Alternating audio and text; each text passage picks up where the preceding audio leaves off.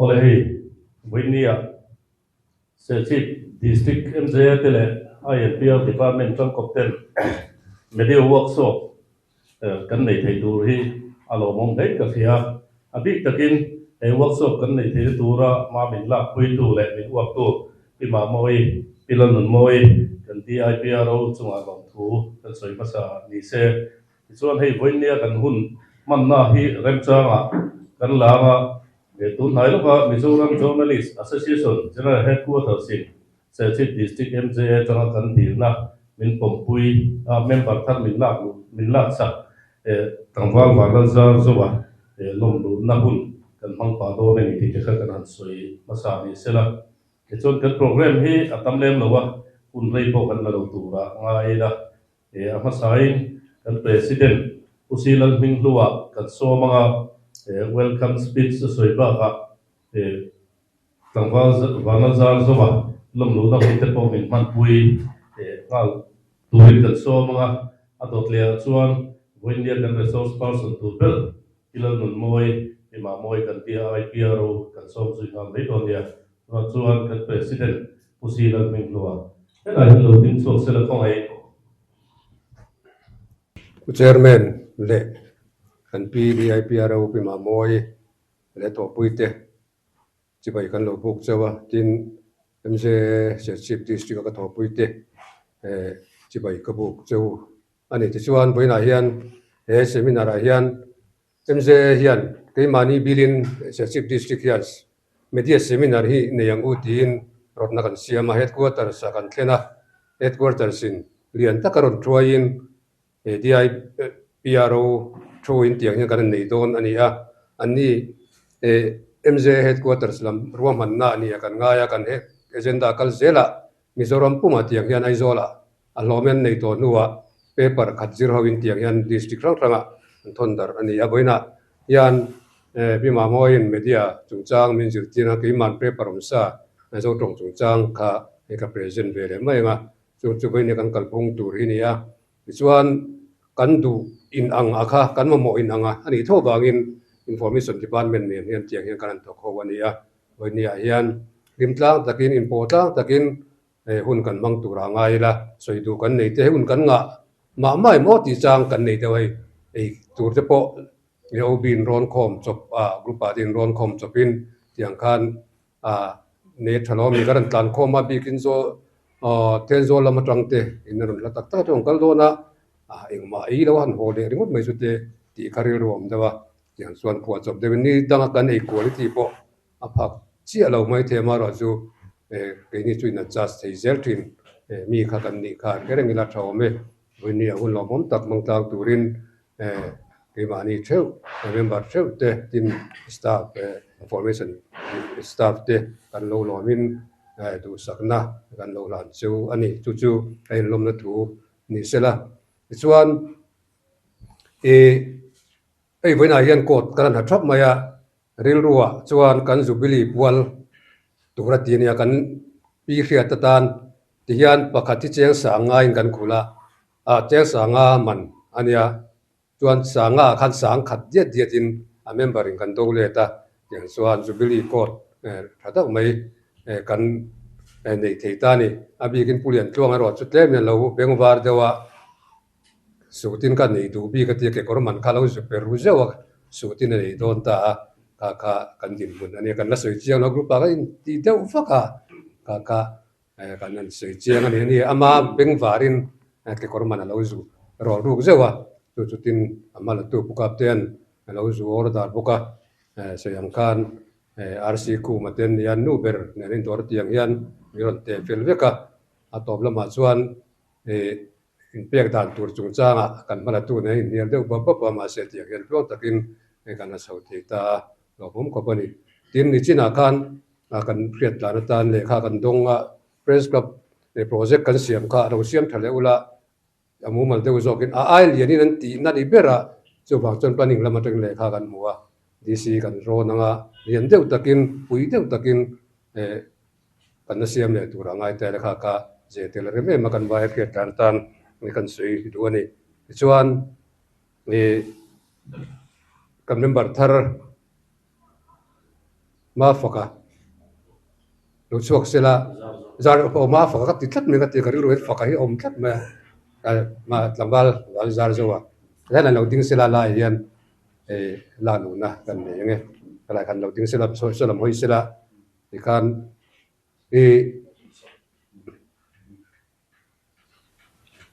ani hi kan hriat angin mi thar ani ran lawa karil ro lo om masa ber chu zowa hi ani zowa hi apa pure moi kol ni ser chipa chanchin bu kan nei senior ber te si ga mi ani ya apa boral nuwa ama na king sota nu takin len kol na king sowa chu chu ma fa ka chung changa hian o ma zara chung changa hian o zara chung changa hian karil ruwa alo om dewa ti chuan kan fuina du chu i chanchin bu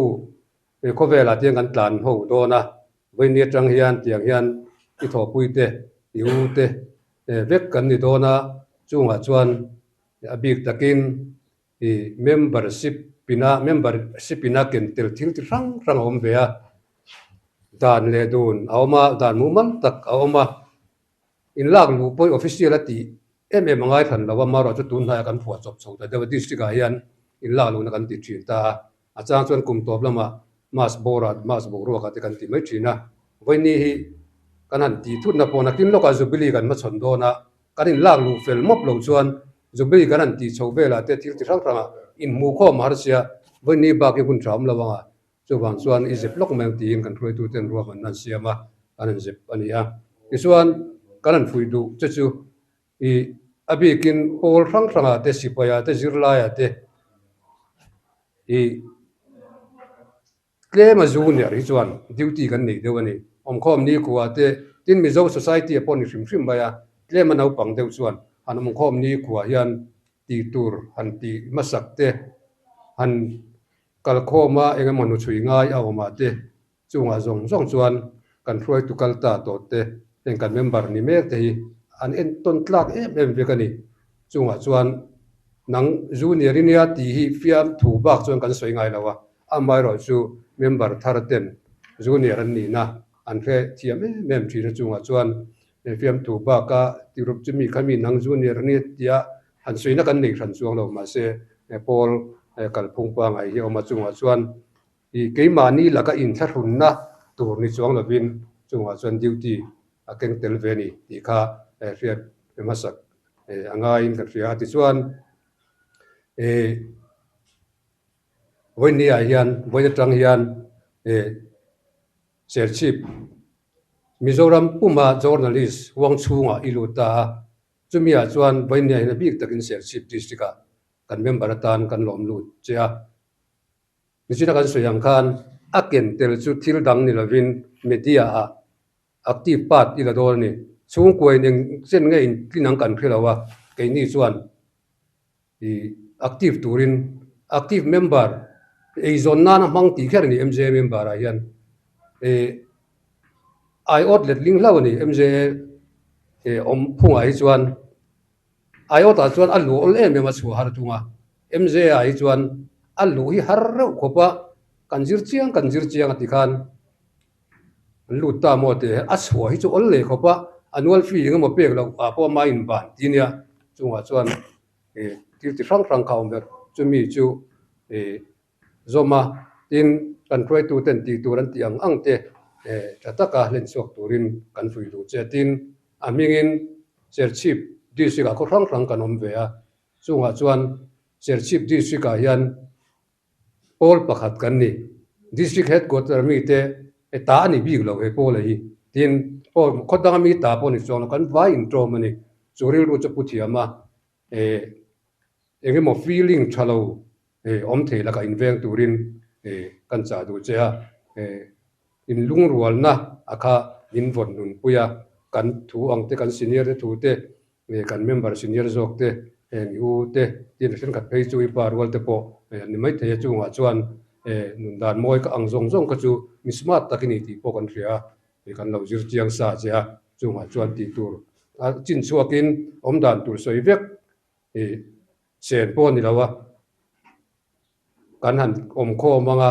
kan ti tu rang te en tinan jin chua chang te oma chu tianga chuan iu te ho ne na hian enge pui nga yam enge chu tiang ka tiang an ti te ching ta la chu tiang chuan nakin zela midang ron lut ve lenga tiang kan kanin in kol chho trin ma se khalai bora ka feom ti nan le enge mota chuan kan sei lawa in lung rwal na tan kanan sei ni se lavenia hian sir chief Mizoram Journalist Association member tan Zolbuk o editor ini angin kan lalu cheni ti kapuange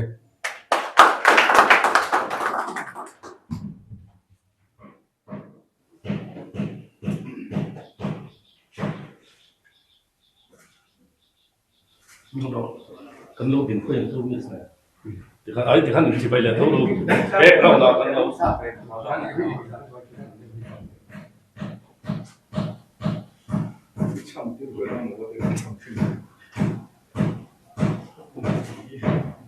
Chăm kia rồi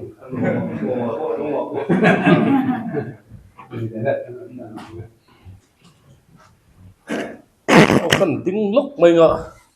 zara kha ne zar sawa wana zar sawa ani zara tin kan ko mai tu ra kan ngai che ko du da po seu se lo la ne hela hian kon ting suak ve sim sim la chuan enge mo han soi du te poi nei thea kam nei khat soi na hun kan member thar hong le lok mai ang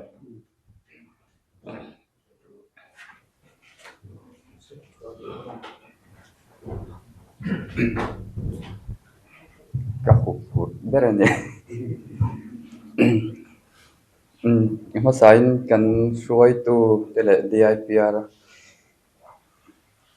cibai ka buk chawa voina hei ka bei sei le karin pha po ni lawa apa sang ni som pakwa vela tang han kan chan chen bu hi ka khoi pui tran to MJ member ni tumna em po kan nei chona atul wang khan kati pui khan ni ve chau me ma se hei tiang kan han ti chau zela apa lo pension le nang mani ho min boy pui na zara Mizoram Journalist Association member kani the hi ro pui ka tia in chunga po min boy pui tu te vekin nia ma sa in a lol thu so ni se kan kal se na tura anau pang ber kan ni dona kala a ve beng buang chung kwa po nau pang ber la pang chang ro lek pang vel tu chau ha kala nia enga moni hei kal phung vela po nang mani mitlung lo na le ti sual hau ka ngai pon khang vel ka min sil se lo ula thei top chu ka chua ve tho nga khang vela han nang mani backup kha ka mo don he ni ti kha soya chon in jinga ka lo tel thei hi ka lom em ni a zum kha ni mai ro sai ka lo me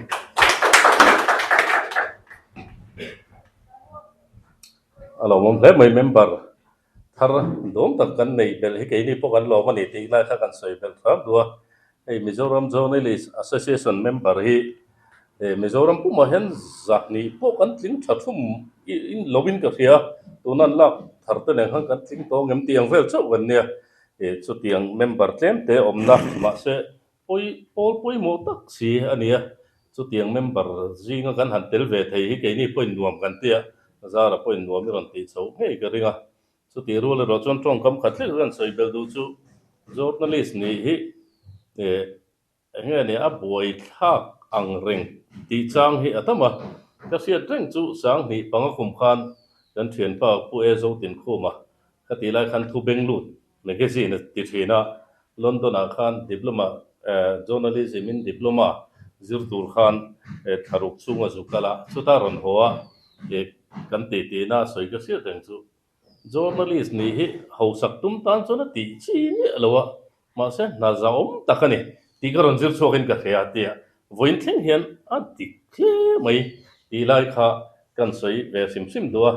kan omna hmuna zirin ne fuina thu te po ni pa nga kan member thar pol te po ni pa nga kan omna hmuna zirin en tiran a labor zinga te po omila labor level khan kan om thiam tur ania tin official ho zinga kan om pon smart takin kan omle thiam tur ani ke mani hi in adjust kan ngai na sa thin khop me then khat thin chedeu ton fu chang te then khat a zai dam deuh ton fu chang te awma khatiang khan mi flexible thei ni ngai khop mai tin kan thu ziak atang te po hian mi hian min lo te na sa ke mani hi chu engma ami mal hian tu ma hi engma kan ni lo te po ni theya amaro chu kan thu ziak atang hian mi in enge kan ni ti hi min lo te thu dik le rin tlak ziak thina ni nge ni lo ti zong te het ke ni mj member te hi chu bukin kan om me kan ni ti te poi kan soi do social media thang chak tak kara journalist te thlut na te po hi tlaniam ang deuh te po nan lang tak na nga tun ma sakei bak nei te khiat na te lar wang la ya thu bel chian dol mang lo a thu puya de he chiar chak om mel deuh se mi pui bum hun lai ang deuh kha social media thang chak tak kara hen aron involved thalen ga thea amara chu rei tir ti langa print media te electronic media pa ngai te media rin tlak pa ngai hi chu kan din hun pa ngai hi kan lu chho zel don ni te po hian ka ngai ni ti lai te po kha kan soi ve la du sim sim ani chuan engpo ni se kan DIPRO kan som don to anga hun po ren mi ron hei hun a thol tha adu du emi paper represent ba ka hian ke ma ni fuina thu te mo kan tang kai fuina tur lam chi le in siam that kan ngai na lampang hoi te po soi du nei chuan ke ma ni chung kwa vek kan ne pon lam le lawa in thakung me lawin soi turin zo som te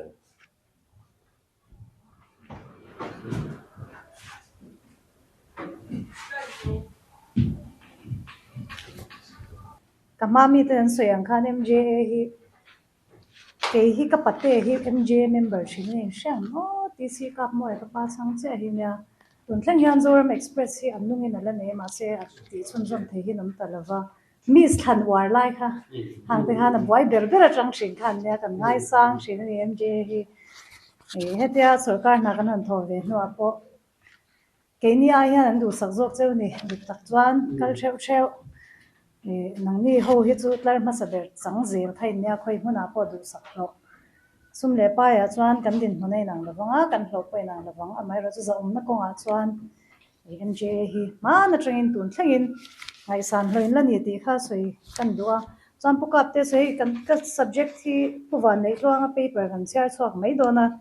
ro pui takaron soi zaw vak kha katum lawa ma se nang mani kan opinion nei sa vek turin nya in subject ani zoka in shechiang don chu wang chuan kan chairman in remati chuan soi ho na kha zaw theng ber nei ka du zoka chuan hei traditional media le new media ti hi mania the mint hi ka en mai meya YouTube a hian AI te po tu na chuan kan ti to Google te kan mang tangkaya news source tak om to ai muna po om to ni internet kan kuta kan kol vek to sia all sambok sia ma se fact check kan ti re han reliable news source kan en nge nge ni mi pa ngai chin chuan thuziak satlia hi an pomot ngai lova forward message mat phei chu ka check non no chang ko ngai lo nin chan chu du kan ziak thea phwa chok po kan ziak thea mi in ngai na man ti turin sensational doin attractive doin athopui ten han ti luaya siar nge ma en nge ma chak turin ase khanga khana chen chuan half truth achan ve thudik chan ve te an lo report thina tim thudik lo hul huang kha mani lo ka po solani do na man buai sup kha khatiang kha ke ni media mi thokrai to le thokran thar te po kanum thawa ke ni media mi te hi chuanin uncheck non le na tur hi kan ni ti him sha ta tha tin reporting kan ti hianin thudik chon ve hi thalo ka dia chu the mint kan soi chuan san po reliable news source tak kan ngai na ta the mint hi ase mania YouTube pa an video ka ena thil dik ve thei angai si ma se han en chiana a background a chuan alo ni chi alo kha Iran na an ayatollah masazok kha Iran regime masa a ayatollah Khomeini kha pa kha in India mi angin an ron sei ni makha ka ti khop me India mi Uttar Pradesh chu mi khwa chun ron di ta me the mint me win ron di wang khan ko oi ni ma se ani theidon mi ti hi ge chu ka shat ve shim shim kan check chianga Iranian dik tak zok ma se engemaw chen Uttar Pradesh chung kwa angalo in bek bel to an lo ni a ma se khami ni wang khan chu truth chu ni thawa ma se a then kha an lo kat tela ti india nan tum lu tu ka wang khan khati ang te khan an mani kha min ti rin lo pha zo vek ta ni kha ang khati lo tum shamila tin he ta po kan share do na investigative journalism he mizoram han kan war lo ka ti to pa he nang mani in unique na tur khani do ni e kuta ken thei mai media source ho hi chuan public chuan an hmu thei le an sha tang kha analyze them lo nan ti mai ka ni nang ni in unique na tur hi chu investigative journalism te a background te e thil ani na chui chia na te mi na en mi an sha tur ni lo experience in nei to na atanga in hmu thei khati ang mi ina tuna kalo enta chewa nang mani chanchin ka ziak ta ka hmu thei chin chaw ka ziak ma se background tangai to to lo chuan kha kha indang lam na tur chu ni ta chuan hei phek ni le kan ya kan chiar zung zung anga khot me na chuan soidu lai ka nei chuan in karon chol zeu zeu anga traditional media le new media te ni a pawan nei tluang ziak ani sang khazakwa sum kwa panga vela print media le electronic media ti paper sei ho thin tho te khan kum som thum nuwa chuan traditional media le new media hi ti kan sei ho atrul hun alo thlengta traditional media chu internet malam media ni tin chanchin bu magazine radio le television te khan ni a new media chu internet rin chan digital technology le social media streaming service and tune on YouTube, Netflix te news website kaini pon website nei kanuma ti te blogs le vlogs te podcasts mobile apps influencer platforms web portals kang sang te khan ni a kan chanchin bu chwa thin dan kha heng new media hian alo lan chanta a kha lo ngai to la alo lo lan tran ta ti de heng pom zo ani le ni lo kha a to pa soi ho tur a ron da kher lo ko kha soi ho tur kha ning ba se a lo lan cheu in shereng hem ti kha han ngai to zui ula times of india in ni som ni tharuk sam ni som ni palia a chwa danin india ramaniu media manga chanchin thar dong tu 70% traditional media mang tu 30% anni samni somni panga hian new media mang tu percentage an sang le zwal to ang mana chuan ke ni ho hian kan thudu kan du danin kan du huna kan chwa mi pui te chuan kan du dan milin an lo dung mai thin tuna chuan adu apiang ten an thudu an du danin an du hun huna ke ni ang bokin an chwa ve theita traditional media hun laia journalist in mi pui kan ti thin te kha correspondent editor publisher le broadcaster an lo ni thei vek ta meya kan chom ten min chom le thuna thlengta printing press in mipui hi ziak le chiara thiam tira internet chuan mipui hi chiar tur ziak tu a chantir ta thunga traditional media chuan journalist in mipui kan barma in kan thlefim thin new media chuan mipui in thunoi kara thudik anjong ta zo echina kron zia soi cha khani new media chuan mipui in thunoi kara thudik anjong ta zo ti dan hlui kha dictation ni ta se ti dan thar hi chu conversation ani kan ti ang ti chuan ke ni chu kan cheta ti na ni chuang lovin thuthung tharin thuthung omsa thuthung hluya chantir ta ang khan technology tharin min til hlui ta thut ani Mizoram traditional journalist har sat na to te pakhat na hau tak khol le kha thok tu hlo power le sem dar hau taka buat sai le home delivery le aman don chung ria india state a thilman to sakna le kong chiat na state a chwa hau tak zwal bik ta tial ani pani na information overload mana chuan music zonangai tuna chuan du thlan man lo khoparang le thlan sen lo khopat tamavur kan lo ta chwa sen lo bang buai na hi khovel journalist tam tak te ma chunani pathumna kan don dan le pek da kan tum dan mana chuan thu chwa tur hi kan zung khoma tuna chuan new media hian min ron pe khom to zo he paper po hi ai ne na kan zia ni ai hi mang thi ne ai hi mani khan training kan ne ya pdf te generate the de kan ya table te microsoft word te new media manga kan thil don traditional media manga pek chwa tum hi ruwa lo sur chuk phu chole tum angani akhir ar mel khop mai tro iphone har don ni iot letling iphone har don ni chu ruwa lo sur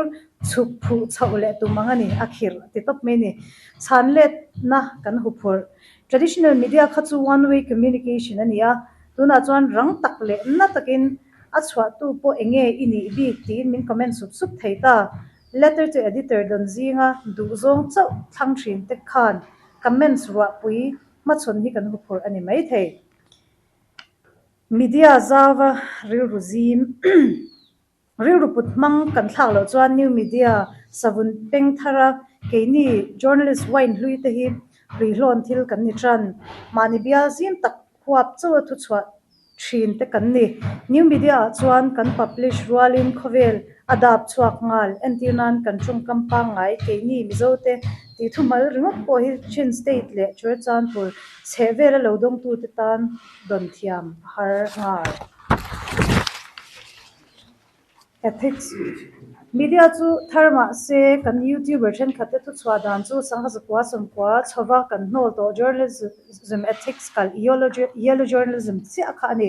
thiam thil chang kang tak ma thu noi tak chwa chu a sensational zo po le mi puiten an lom si anti anga kan ti velo chang ngai ven kan hlo don lovin kan hre si mani professional ethics kala thil ti kan hre si he yan min ti ti mani mai thei mi puin min mi chon social media thil a chil na hian mishing thil ngai ven rei pe hun chung attention span ati toy tiala journalist se taka thuziak mi kan lo ni si a an thin ke ni hi mi pui hian min hu chon tran kan thil chwa thiam dan le mi pui don thiam dan in person free kan shal thin kha an free tatlat chanchin buman kan kon thin ang kha mi pui hian shami alovin jio le airtel ne nan pe dei voina an hriat nu atu ka man choe chiar an du lo cha thing i bar lui thei bik lo heta ta khian ke ni ei zon na journalism mang te hian ngai to thar kan siam an ngai na sa engtin nge sabrama te india ram munzau zo ka te engtin nge afri ani la hian ei zon han nei thei tho ti lai hi zirchar thakop me print ge chiar du an la ti kan English chiar thei Indian maktadua iza som ni pakwa zinga print ge chiar du hi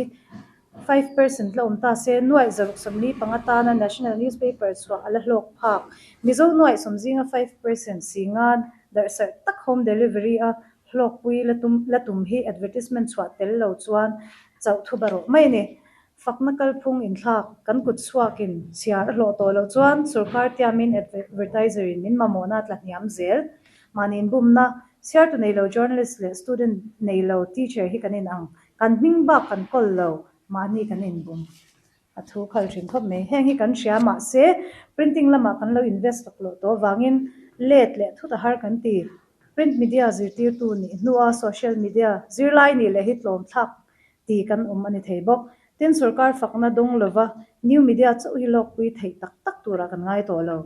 chandama turin enge kan ti tur ma se silai hluya media thar do ai chuan artal dan dang zona chu si kan ban san do ni si lo chuan new media lama kan pem ngai new media huang chunga kan traditional media pem lu pui hi kan ram le nam ta na kan bat ani tha manga thalo lan thei tu chu ke ni hi kan ni rei tak kan lo ha pui to kan experience hi mizoram tan ala hlu reng ani ti sarkar in min sha thiam puya he hun min siam sakhi alom omani ti thei dan muang changa in thak chho print to ngal lova in thak chho chwa kop digital manga print manga digital fak hei kan thia mang tro digital manga print manga digital fak ti kha tho ho na sanga chukwa sum kwa panga tanga sang hi panga in kar vela manipula chanchin bu kan chwa sup lai khan kan in ti cheton vek new media hi chuan ming firm pakhat intro ma tho ho da no mem chanchin bu ming pakhat chunga platform shanga chanvo shang content ngai print audio text video te achwa da no mem multilingual sangni som pangan nulama mizo piang 70% hi english le mizo thiam ko pani to mai thei chu wangin mizo english hindi achwa thei ma sa te kan rem changom hemi chung changa hian multilingual ti hi kan lo hu phur ni mai the ma se kha ai kha i soile thin taila he chat gpt kan thevek ta tu like hovela chuan english news swai har to nya lo nya nangni panin ti du chuan antina ni news content poi mo big dewa in ngai media other say in duang sap trong chau chair thiam in chair say in duang national news ate lang say in duang kha chu ai mangin sap trong thiam de ogin lan thei te ke ai in shezopin ka ringa hi tunlai a chuan thil hupor om to lo ni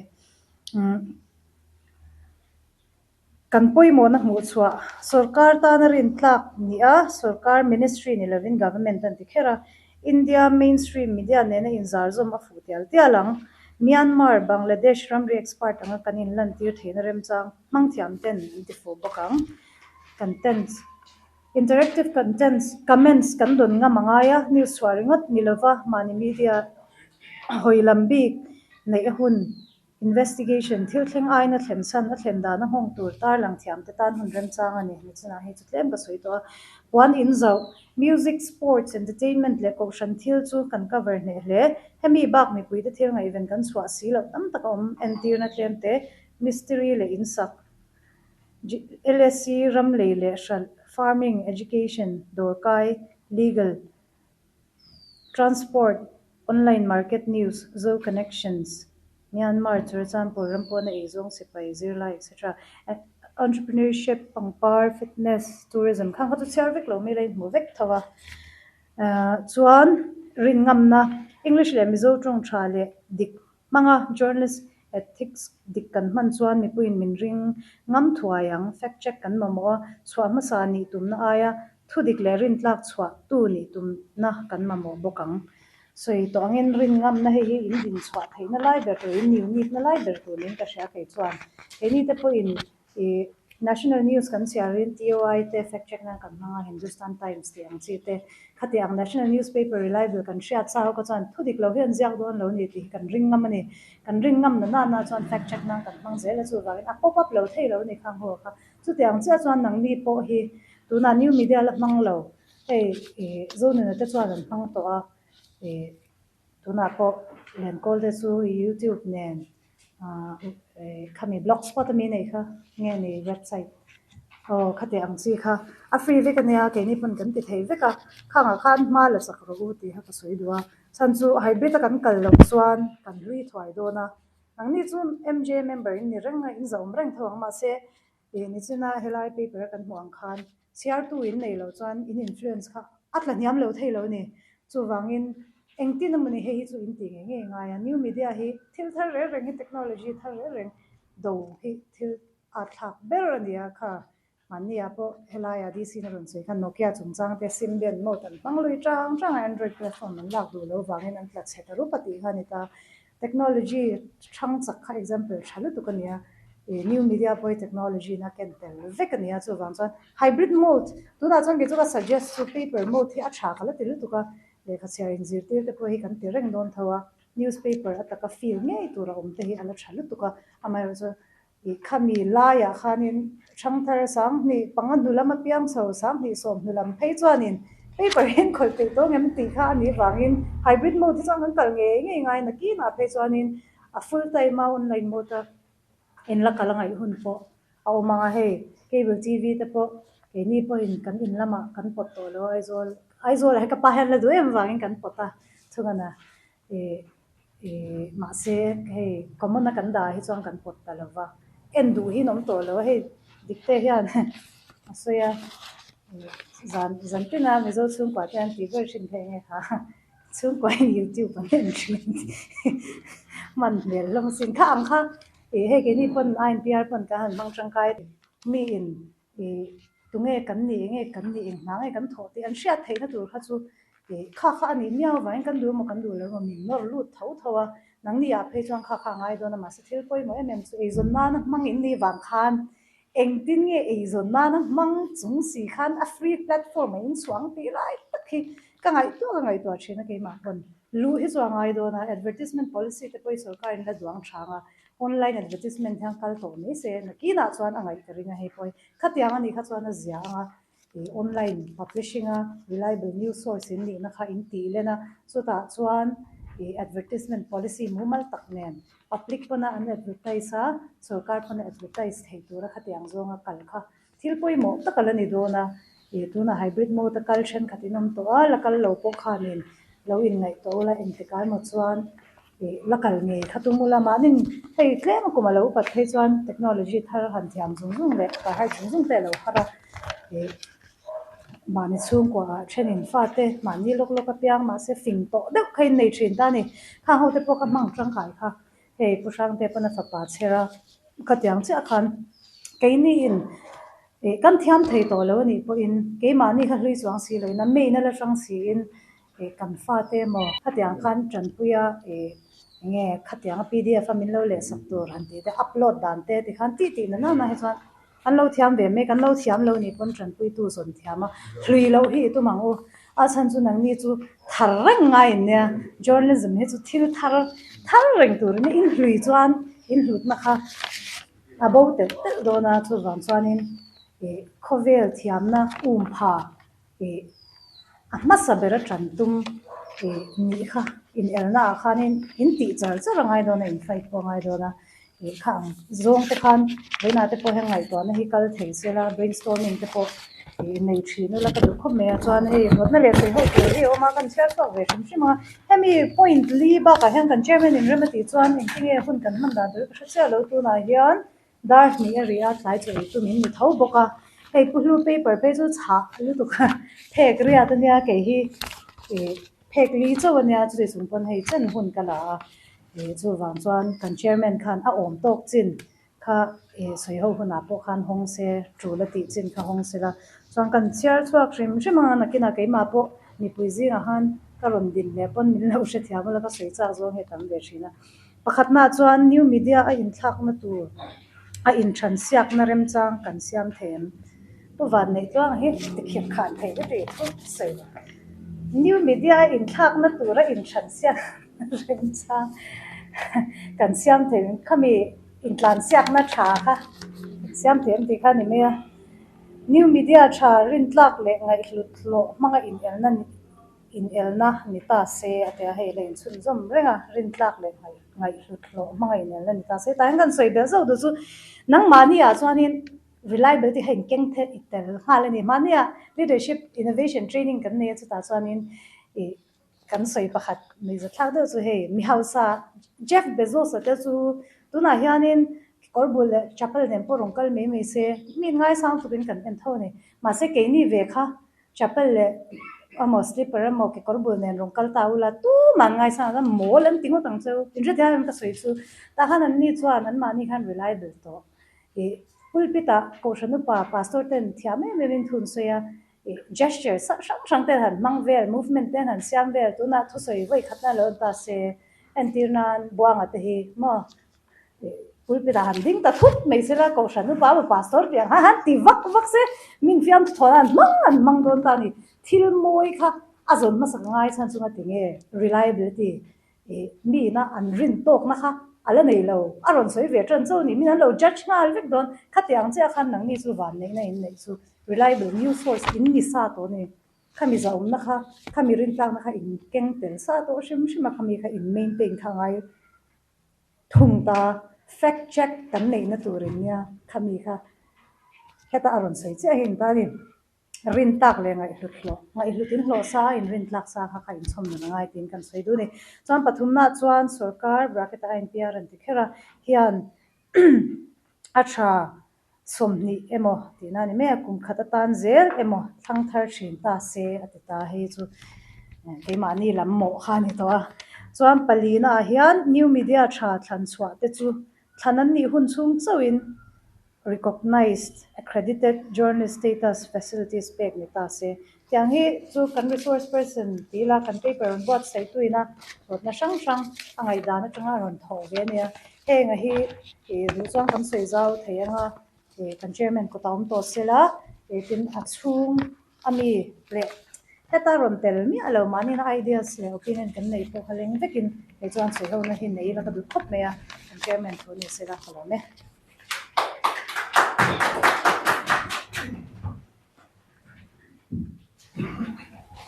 kan di IPRO paper ai nom le lok khak tak mai in chia chu saka wangin a chung kan lo me nia kha an ron soya kan khia ta tan le kan nun pui zui ta na tha kha tam khop maya ne soi ho tur po tu na kan paper ron present tu na soi ta khang khan khata aziat tu ina rotna le soi ho tur ron TPLM po kha mi paper kan han ngai thla ka tang khan ke mania idea tharte pon soi ho na kha aling vek tura ngai ta la a thei phei chuan hela hen ding chuak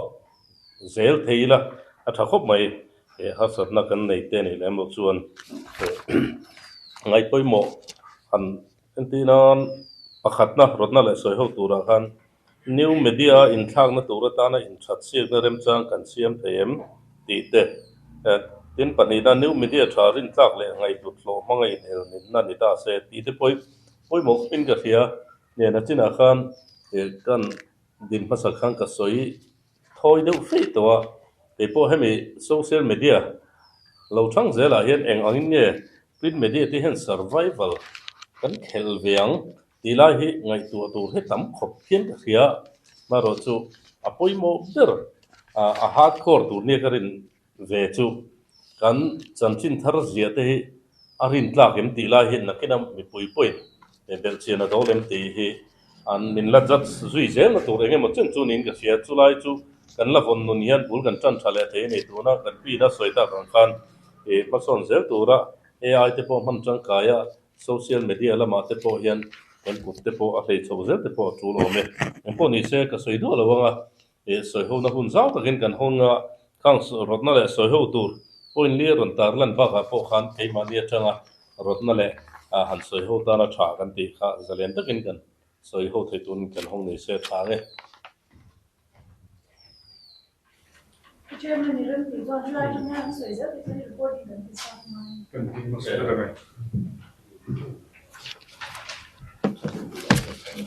Chairman, ni hei when kan zir lai hi amma khan kan unlock thuk ka ya kan riat nu amma ro chu kan in her rem thei mi lo ania tun lai khowela hianin mi reng hi malama ke kan pen lo chuanin kan mai chun nung tol kan ni hi chiang khop maya ni khattal malama kan pen lo kan din ngai kan din hianin kan nung tol ti na lo ni to zo pa enge chan kan ti chon mi hian man son nu tu awa in nung tol amin kan la ni helai kan zir lai ron sem do da khan kan lui ta ni lo thil thar hian min ti hlui ani chu kan man thiam min karina pipo anin soitaila kun masalama sang ni le panga ti vela kan lo advance le wordpress.com ten internet lama te kan lo tina satwa Facebook te YouTube channel po ni masapol kania sang mi song pathum vel khan kan nei dei to ni ama ro chu khati lai khan ngai hlut na chang tha chong lo minol pui hian wordpress.com manga internet a thu kan da te po chan chun bu kan da te po ama ro chu khatia kan lo phur lai kha lo la hun lo ni mai the tu na chun kan tha thum do lai a herin chan chin bu lo ngai hlu le to si lo a khalai kha kan in siam mai nat lai ta kan ya in Facebook a te po page kan han siam a Facebook hi mi tam zo kan lo khoi le to lo chu ti chu ni le dei to ni Insta ti vel te adang an mang le dei to ni chu boi thla khop mai china ka sei tong khanin ni khat tala ma kan son lo chon kan mung tolan ni ika tar lang chiang khop in ka ria in duna te pon ye hei chin bu kan na ti ram rama a twin chonin a boi thak to ni chiar tu hela hen i pu ban ne tu hen mu chiang khop in ka ria chiar tu hi an mu mal lo ni tin alan na pakhat chu veng tina library oma tu man ko thangai to lo an chiar pe lo kum khat chugin an register han ke wila pakhata mo pahni mo te chun ho me the ka chu tiang chu kan nia ol sam na kan zong to se lu pui atia le khabu muchunga kan chiara atia kan han sam te kha alo ni num to a tuna chan phone mangin kan en to mai ni khati khania chu ti lai reng chun mak ka ti deuh box si chu phone le thil danga bible te labu te omreng chung sin biakina ero chonin a hard copy kan la ti thei tat thum do sin chu tiang te po chung mai to na om mai ni phone a hian bible oma labu oma kin ngai to le nem ten ila phone biakina vakal mai te la ha so pa chu aba la pe min ti mai thei ni kha khani le loi si bok sia sia thiam har khop in ka ria chan chin bu wan chiar pe lo lai akara bible te thil dang te chukan la chiar pe lo du ka thala to ko khan newsletter ang chi po kan la chiar pe chu ti rolin oi ma chan chin bui kan chiar pe mi to lo boka veng tam takin ti top to boka ni chu chu kan din mun har lai takan ya karon din pui bera chon ne lai soi ho tu ang hi chu soi tu em ka se lem lo ba kan soi tu ber zo ka chu pen khat tal ma kan son lo chuan in kan lo lui chak le mai a ti lam reng to mai a chu a ma he lai kan lo in ti advance ve na thin kha kan hun lai khan in nge website pui jing te kha han ni ka han tum ve oi oi a lo ni po ni la khati lai khan kan lu don chung lo sang hi la ti bor vel ka chang ai lum le chho lai kar bor vela ha kan lo phur ve kan phur na kha mi pui in ron la chim phak si lo kan zuai le to lama mi pui an thang har le to se YouTube channel te hi no pang te thlengin boi pui vek mai ni e zon nan te pon nanga khati khani le to loi si a chu chu e apoi mo bera chuan theina thiam na kan nei kan la nei amaro chu tai mak na poi mo khop mai tai mak lo chon thei mi lo a tha le ati dan po thiam mai la tai mak nei na zui lo chuan ziam tak tak chung lo tuna po kan blog ang chi te kan page ang te chu du chuan ala update ren theilom amaro chu kan ti pe email to lo lai hi aboi thla kan midang point ni thawang pukap te po wordpress te po aboi pu ma sapol kan ni hlom khatin vel kan nia amaro chu nia han vom lu zo mai turam chi khan kan pe ta thin lo wa chu tin chu siam that kan ngai khop in ka ria top nan thiam na theina te chu kan nei in zir lek pon kan la nei ti thei tai mak nai na zui lo chuan eng ma kan ni don lo poi mo ber chuan tai mak in chu thar le teng u tin ka ran sei ni ber chu lai to sei tu tam tak mi reng me in pu chiang khop in ta ti ma te chuan in tho pui te ran ser ve ni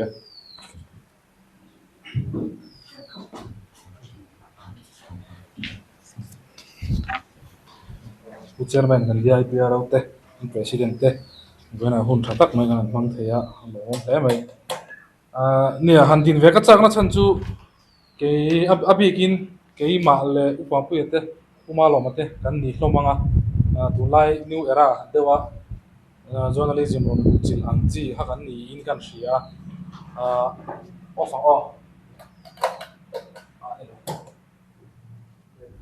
mai ka cheu ni ke ni ho chu visual media tanga ron lu chho kan ni ta kan tia khan helaya kan senior te tun ma tanga chanchin bu pe paranga lo chho thin te an har sat na tam jok ta ke ni phe chon kan hriat pui lo ang ti garinga a zong zong po kan hriat pui lo wa ama ro chu kan han tho ho ta ga chuanin ti khanin an har sat na to sang sang te kan han hriat pui chho ve ni ta nia tu nong la ya new media kan han tia helaya jiak chau to ma mi soi khana thelai soi ho turan chi chunga mi hi chu ron soi poka tung chung lawa ma ro chu kan experience vele tu nang lai khovel thiam na le boruak in lung net kal zela tanga kan ma son theina turanga ka ngai ve ang toi te te kan chin chia ve nia tu nang lai chuanin ka ma mi te pon soya heta po in zia ka kan pe para po in zia ka kan shevek boka YouTube kan khoina sa em matin social media platform sang helai ron tarlan aron tar lang chiarang renga hei only fans te thleng han aron tar langa nia tianga hianin eng tianga viewers nei nga kan ti subscriber nei nga kan ni teng te hi atangkai em Google nama tang page chonin AdSense atang teng poisa alak lu theya tin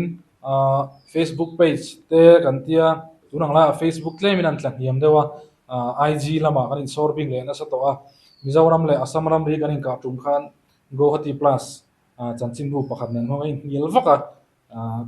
kalau chang fu ve de nge moni an ni han ron follow hal chata ka follow poka an ni ho hi helai nge tol chung ni lawa chong ka follow lian tham de Times of India tiang rang te chu an ni sa ta helai tol chung pia de lek kam chanom pia loka kan han follow lian tham ve de si khang tiang khan an tai ma em mai an news chua a ho te kan tiang te po khan ang lawa new media kan tiang chia chuan Instagram an mang thiam em a tin nia tunang la chuan alem om thei a picture still picture ringot ni lo tle ma che ve deuh thei ang chi te kan lo ma heng tiang te kan en pe nin ka ria chunga tang chuan he kan INPR office lampang te pon an tun hnai an on mang tang kai em a reels an on siam tai ma em a heng hi a chiar top te ai chuanin kan en pe kan ria tin a thu zia khetia chiar top ai chuanin a still picture ni pon a still picture a enge news khami englo ti chak om thei tur ti ang chi teng te kha tun hnai a chuan mainstream media lampang te hian an hmang tang kai thiam em to me a mit hi ala em me a tin Facebook ni lo zo YouTube a teng te po hianin kan lu thina tun hnai Telangana a thil thleng te chiat na ra thlak tak thleng ane khang tiang teng te po khan khami YouTube kan hona an hnuai che an lo koloma hianin hian breaking news ti kha phei ta ni ta ha notice ti vel te kan media lian tak tak ho hianin tun hnai thil thleng ang lo teng te hi ti khan enge thumbnail ke chi tak tak mang khan am ti thina toy te da in minute khat ni vel lak ten ti thina chung tiang te tang chuan n2 atangin ti khan poisa te po al ho thea chung tiang mang te chuan chan chin bu te ne na ti ko pang reng te khan khang tiang new media mang tiang mang tang kai siang te khan helai kan pe pana aron ji ang hian forum pakhata then khat khatiang chi sang in sem helai aron tarlan ang de khan mo khang tiang te po hana ti tenga kan tia amaro chu kan ma mi pura me ron so ndo khanin taimak te hi nga ya ti pe te hi nga ya ke po voi kan kha block kha kan ti ve zawa ma se lo lo wa ka editor ve lai khan ka pe rei chung lo wa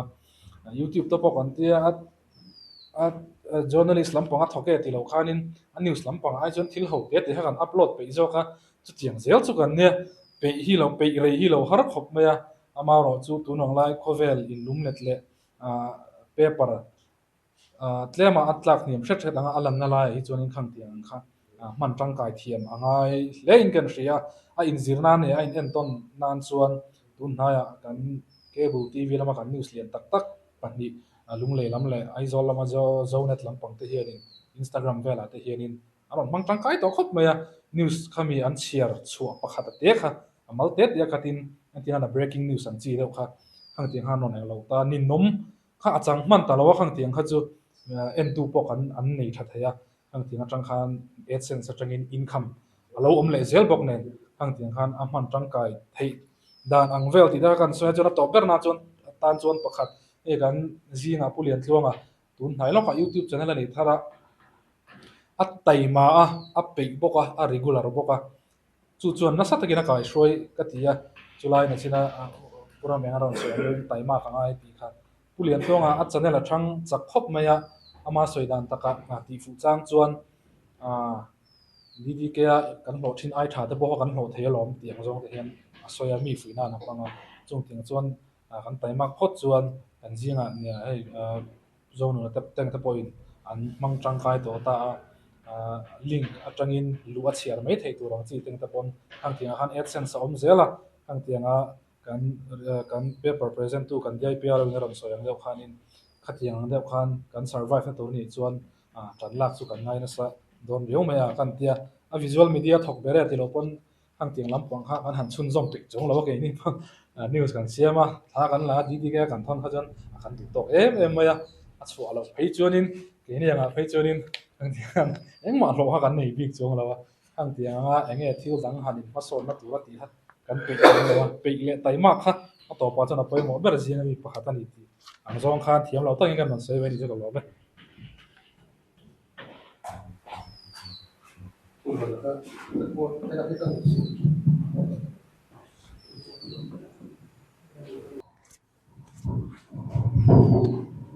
abi kin helaya soyo tura number 3 le 4 kai ko to hian sarkar INPR hian a tha som ni kum kana tang thang zer se ti lai bo ra hian MZM bara po hian eminim me bi ka ati thau hi lang lu ka ro thina a chan chu new media ni ro thak me lai hian a thana na chu kan le na en lu sela control ha mai da ti ro na ka siama ma se tam tak hian min pom pui la ba group a po mi zoram pum pui group a hian kan se ho zo zo wa อัฐานน่ะน่าสูไอ้ตัวน่ะสมดีเรื่องทั้งอย่างเจ้าให้กันรู้ว่าจะหนุนเดียวว่าเต็มทรงทั้งยันอัฐานน่ะนายจุกันวงสูงลุดเสละเมดียชาคอนโทรลที่เมดีย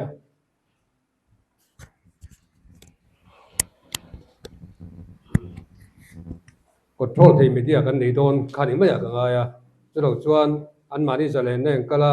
กันสวยชินจูตุนมานี่จีน่าสวยอย่างขันให้แต่รอนสวยดีโคแมทลิดฟิล์มแล้วนั่นสัวนิวส์น้อยตักการาชากันทรงอ่ะขัดอย่างเดียวกันอันนี้อ่ะส่วนบางส่วนกิจูอันมานี่ฮิปโปมานิวเมดียนี่อังกปมากันหัวสูงอายันเสียงลูไม่ทะเลาะมิติกรดนาเรื่องจีนมาเสมินละผมปุยเลยทีแล้วว่าabiik takin kami kan kal zela hian ti han tumpo ni la ke youtube hi tun thlang hin kala ni a lui hi la kala kangai thangai lo sim ani I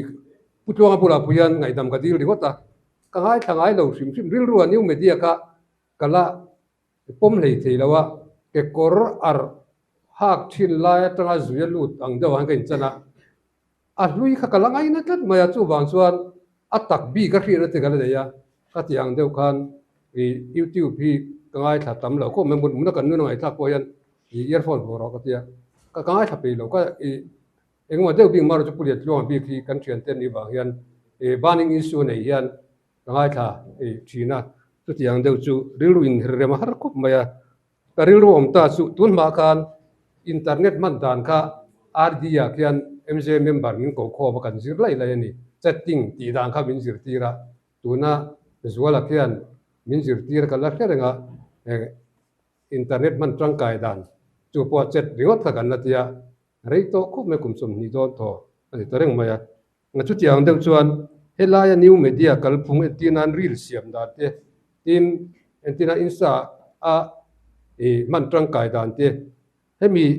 new media rang journalist pa ngai na kan man tang kaya kan tu kan ti ve the dan tu rahi soita nga thang hui kan nia ke aya le khathiam lo zo ka ngai kholai mi no pang mai ka tluk lo ka tluk mang lo ti ka chiang lu tuk achan chu new media man thiam ko nga kan phalo le ti po ka ria chunga chuan tun ma min anglang min training ti rang de le khan khang siam dan te kha amol luom lovin keini ho hi adu ina kan man tang kai thei ture men zir tir ta se ni chin ha kan soi di ko me ka fa pain ni mina kan soi lain bi mang zong ban pharu te bam phar tur rom to mang lo re tia bi po chu rang hui ho chok khang kan lo ti le tan der to a me ti khain thak chak lu tu ga chu bang chuan a me di thare hi kan phalo hrim mai ni chu tak chu ne ka hlau thon thin ni china kan rot china chu new media ho hi iseng lu na ko ti le thin na po a new media mang ho hian MJA ve mai min tiang ti ka lawa ni chu lai chuan kan media kha lui min mu lui ka to sia inga ma tak lowa min nga yanga abikin pulian tlonga te ti ban mang tang kaya zawan thil dangaron mang tang kaya poka midang hi chuan kan chu ti luat lat lo ni chunga chuan puma lo ma te ni pi pa te thil thang thang a chuan ti to bok na ka tiang chi ti thang ka chuam thowa engpon ni se nol puyang hen MJA hi new media hian kanin khal lu kanin zir tir tharangai ko ma chu ta tan chuan thil the ni em ti kan rotna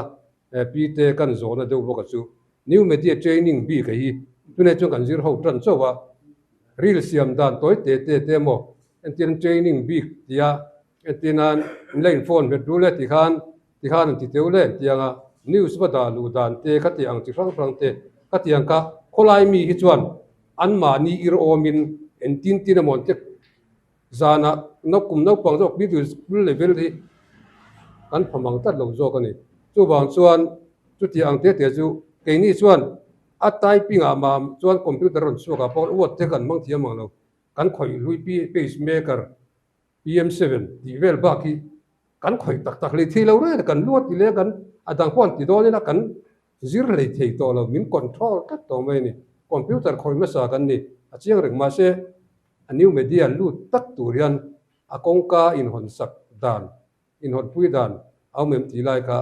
kan zo na le kan rot na deu chu nia ti chi ni em ka che lawa mani in zir chi ni ti chu lang reng ba ya media wala hian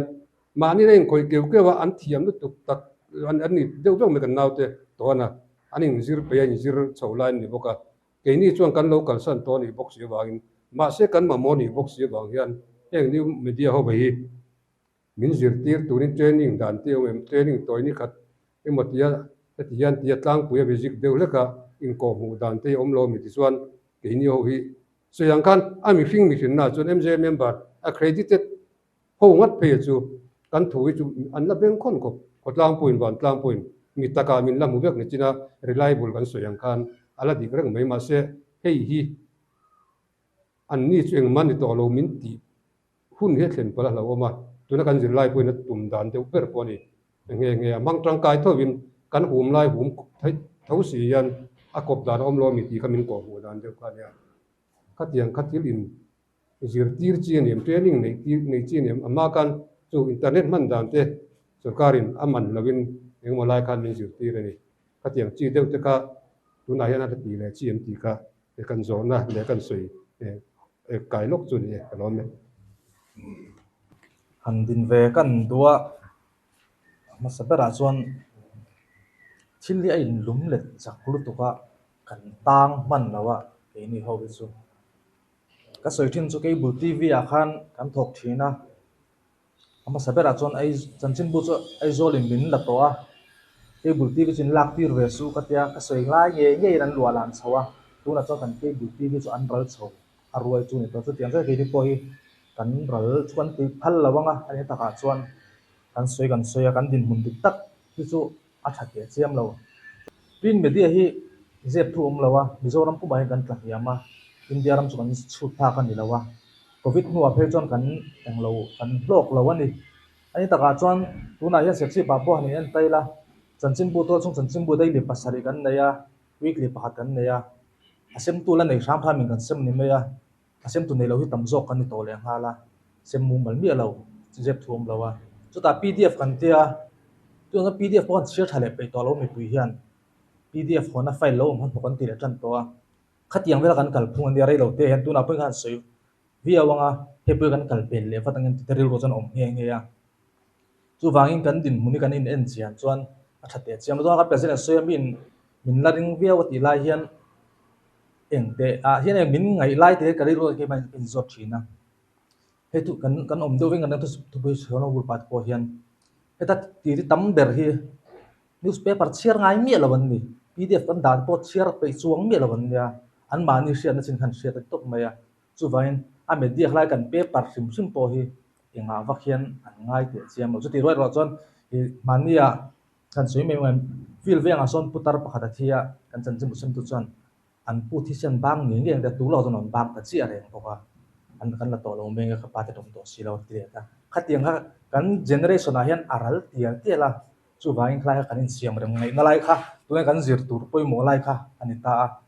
tu ha kan pesen ha ron se kan karil rom chu youtuber lak lu te ha ron se a tha a ji a thian la zon dik lai pom a me ro chu youtuber lak lu ni lo khan youtuber ho na ha kan tho an tu ha kan tho sak zok kha ngai ti lai kha kan ril lu han om tu la ke kan ngai dawa khat zong ti lo chon an mani kan la lu chu ki ni chu kan dal tiang tiang thawang a pe par ru ka kan survive the don chong lo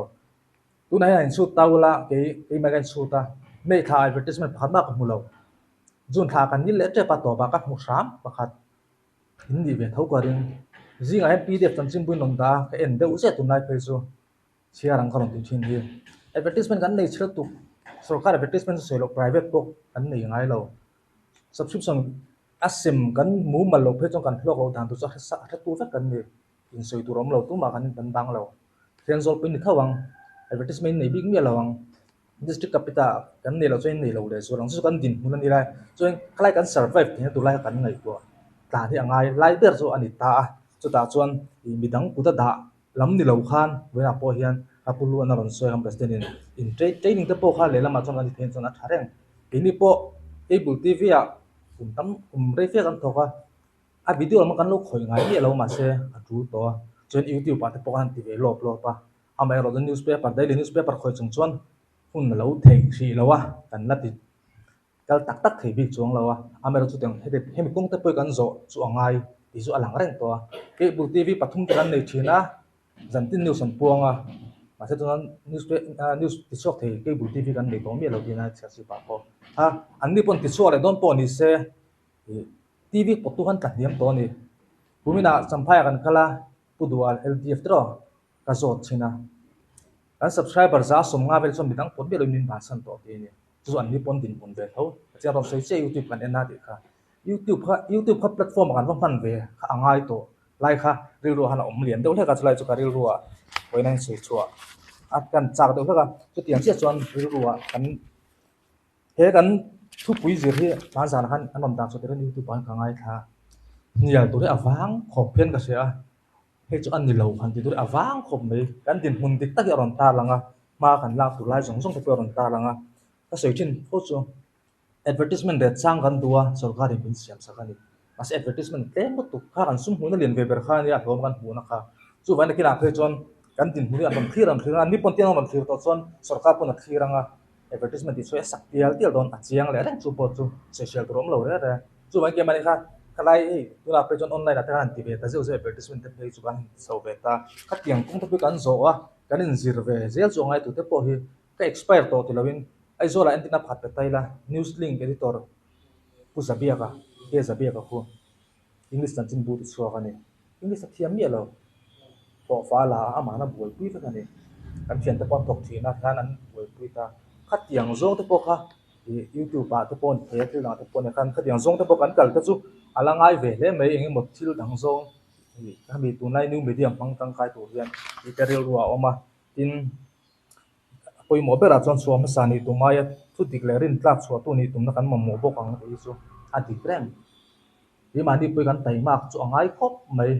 ka sei thina ke ma nge po kan ni tha hai kan a hlok lo na de jong an ti thape lo wa ti dang poi ni ka news jong in tu ma kan chok thape to lo wa eng mo thil i su len de om ni lo chon INPR in PR an rom nei lo pe chan tu chunis to kan nei mang tol hom lo wa en ken thina a chai chon hei ngày lâu mà hai đầu thuốc quý là ngày cũng chuyển bằng ốc tiền lâu đầu bắt thổ lại khăn anh điều sẽ cần là về rượu rượu thì nên cả tí rượu rượu à tôi trong cái tiền không tổ bốc xì đâu à tôi xuống này là chân này đâu cái ăn rồi ăn rồi ngay ngay cái mình bia làm rồi chọn khát tiền với khăn tiền của anh đi à tôi số này là mà chọn khăn thật chết là cái thả đá và ngót khăn đi big đâu à khăn bị tia khăn bị bùi khăn thì là phát triển trong cái màn đi bộ khăn tui đâu à khăn bia cả chọn bị bùi hiền mình ngay sang em một khăn lát tí lai hiền nhưng là mà chọn mình như là hiền rồi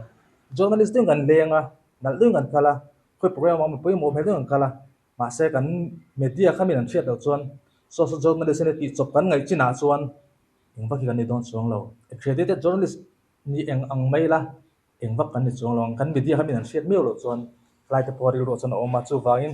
I khalai rot na le soi hon toron soi pathum na le pali na kha a that mel mangyo te ma se ka ngai to ai do chuan kan tin don lo chiang thung hian ka hria ke ma thina chuan thil thate usi ma se ke mani nge hian kan tin angem 20 tak tak don tai la ti lai kharil ro son oma chu vai na poi mo pera chon he ka soi dua chon he new media ron lu thi man tang kai kan in zir chu angai ke ni pon ka kan ti ve soi soya kan la ti thiam mang lawa in zir chopin hami kan ti lo chon I kan kal chu la bai chho tial don he bo he min fui sau sawa ama he ti pe chuang mi lawa YouTube te po ti ro tia min nor ka tia asia mai ti pe big chuang mi lo tiang han ya amai ro chu I azana discussion kan sayang do khan kan ti lo chuan tu te man nom ti do na min lo lan don tho chumi bidang puda da lo in ke man kan tiang ai chumi hun chu kan min non nor thlen pai kan tiang ai chumi lo chuan an ti don tho mi thiam ron so ka an nei lo kan tam tial te la aron lup don tho chumi chu ke ni chuan e zon na mang sa kan ni wang kan lai ka kan ni bùa cha cái ma cảnh lạc chỗ ngay thế mày thì hát cần sấy về được bạn đi xuống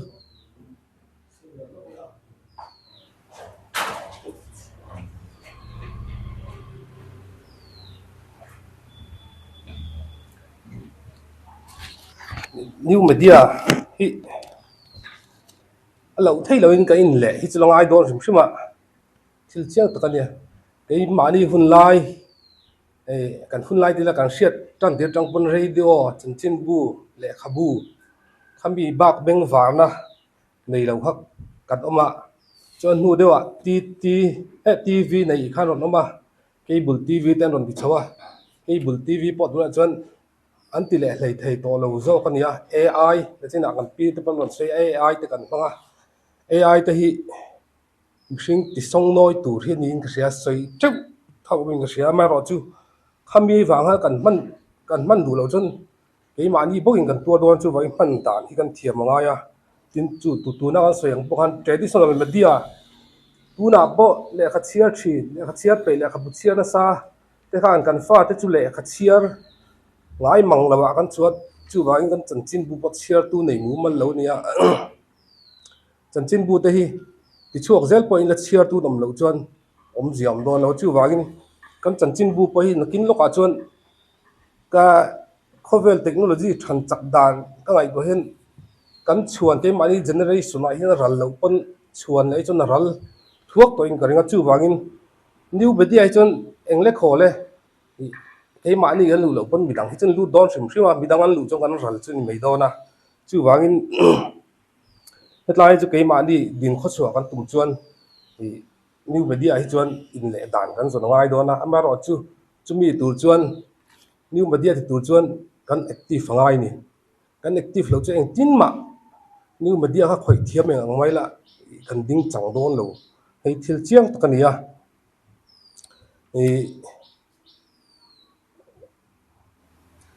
tuna new media kan man dan tam ber PDF chu a hlok lo ni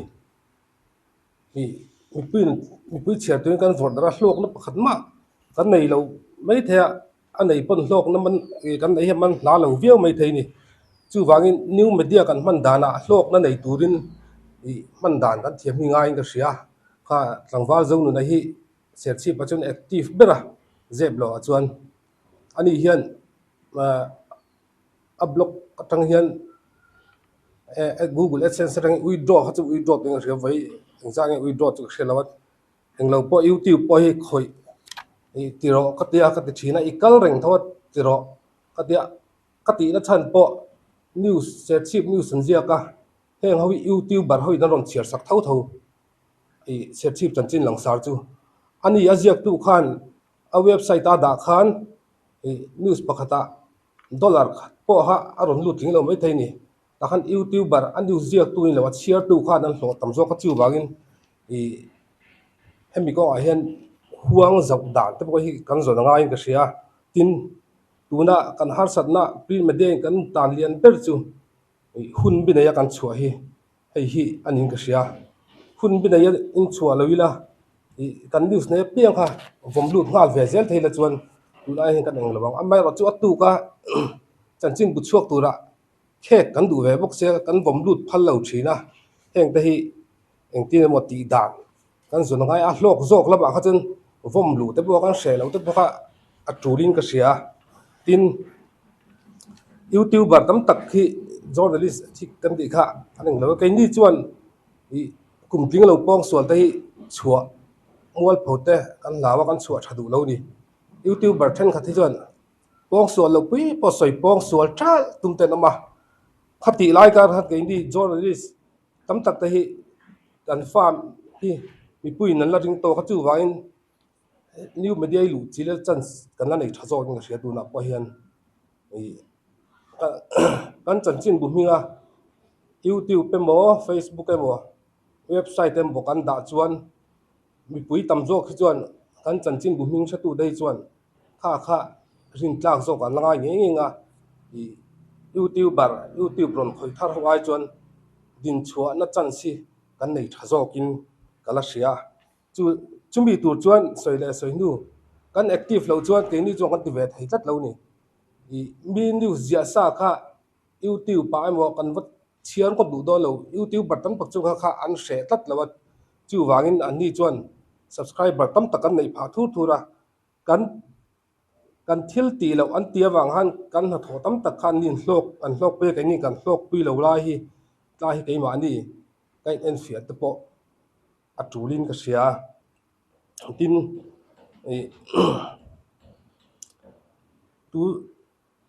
tu na hian eng angin news chale hlu po nei mai la print dung takan chuai chuan a hlut dan hi a hlu to lo ni china soyang han a chiar tu hi kan nei mu mal to lo a thalai jing a phei chon chiar tui kan nei mu mal to lo ni chan chin bula ho pai ka pa so yang khan upadeu in chung ho hian ne lak sak trok trok a eng ho an boral zo phei chon tong moi lo se an chan chin bui chu atlem lo thei lo ni chu wangin headline new media ai chon cái mà ni media line na kalzel kan tumai chon kan in le shet shet angai chumi du chon kumli kumnga kan riala ni ero chon in let mai la kan ta na khirtal to don chu wangin tu na hian kan ti kan tumani chong kan ti thua hi a truling da sia su tai chu kan don sei ve mai men chu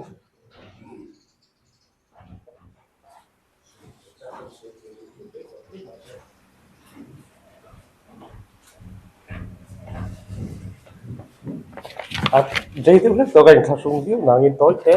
kam hi khat lek kan lang reng sia din lo po yom sim boka e sang hi som pali kum top lama puzo nu sangan private school kan tho la ya join na hi tora min som chan tir le tun hun te ngai to chuanin khang lai kha chuanin kal sen lo som na kha kan donga enge monipol na zongina thil ti an nei khanin miron soma di khan thente phei kha chu kan kalman lawa ti min pe thei deu ti kha kan thanga ni thang lai khan an la rei vak lawa ne ma ni lu khani ase tu na chuanin program lian tham deuh le a om don pon minister state khat minister ra ron kal don pon som na chang an thelo kan han in beng varai ma ni lu pon lu pu en hian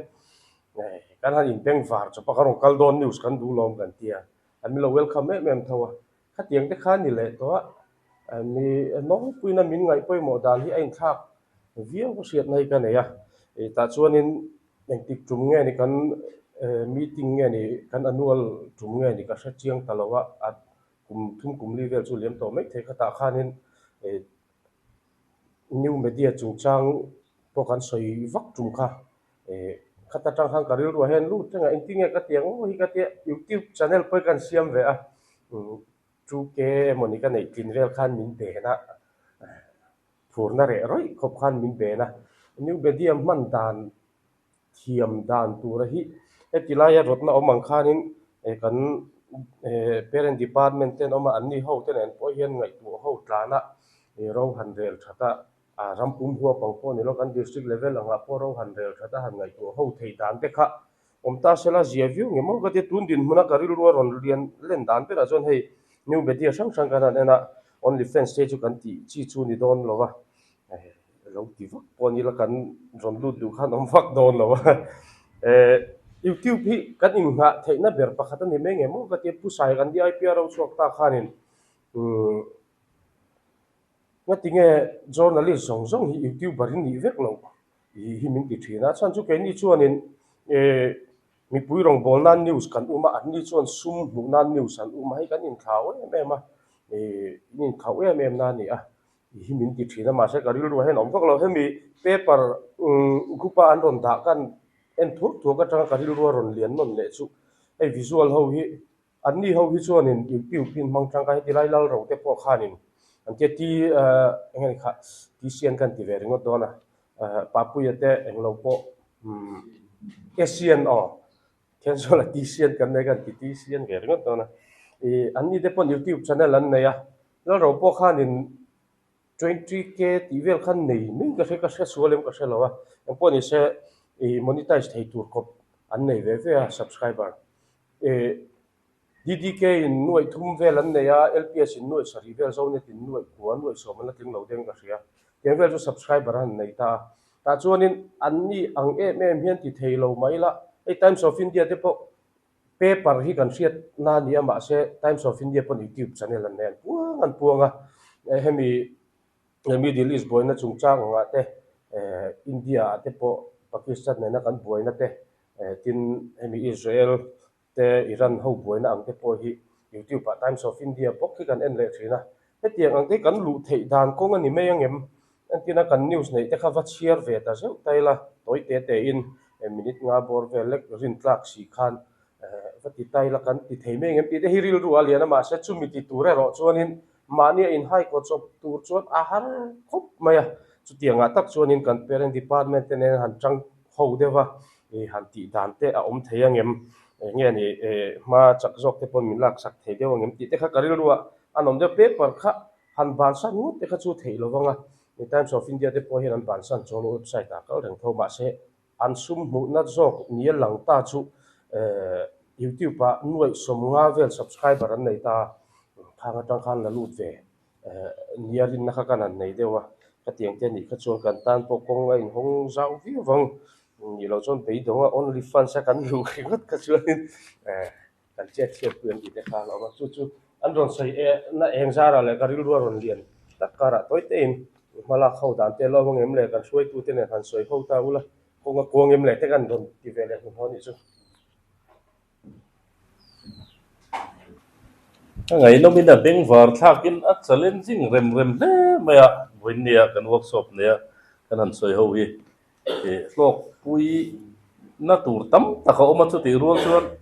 lok pui tur khan eng ti ti chi nge ti kha he ne a toy zo gen a phun han thet kan thet hok a ngai tai la a bar dan tur ki thiamala har don khop in ga sia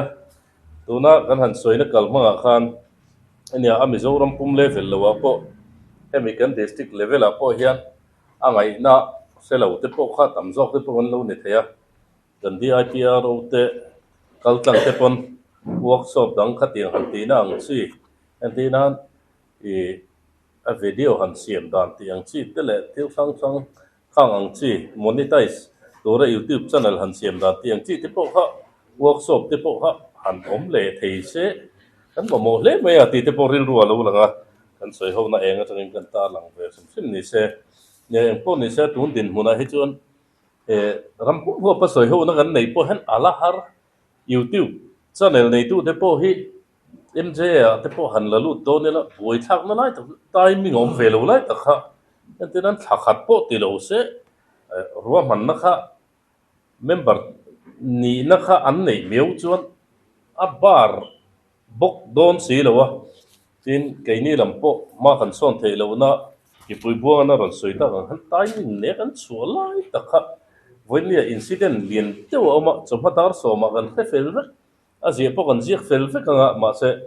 à tu chẳng chín bùa xua phật mà cần tar lăng thấy chuyện lâu lại ta khá print media te, còn là social media, mà chọn chắc tất cả cần har sát na to, ni te point na lăng à. Po ni se ngai tu na thar voin ni kan workshop patang kan nei theu tu ra ngai la he Rome was not built in a day ti ania voile khata chuan hanin change thut te hi har dona amara chu voine kan workshop patang hian ngai tu na thar ne na son tu ra kan bot sai chau te po kha atu le mai ti te po kha kan jil chu kha ngai tai la tha ngai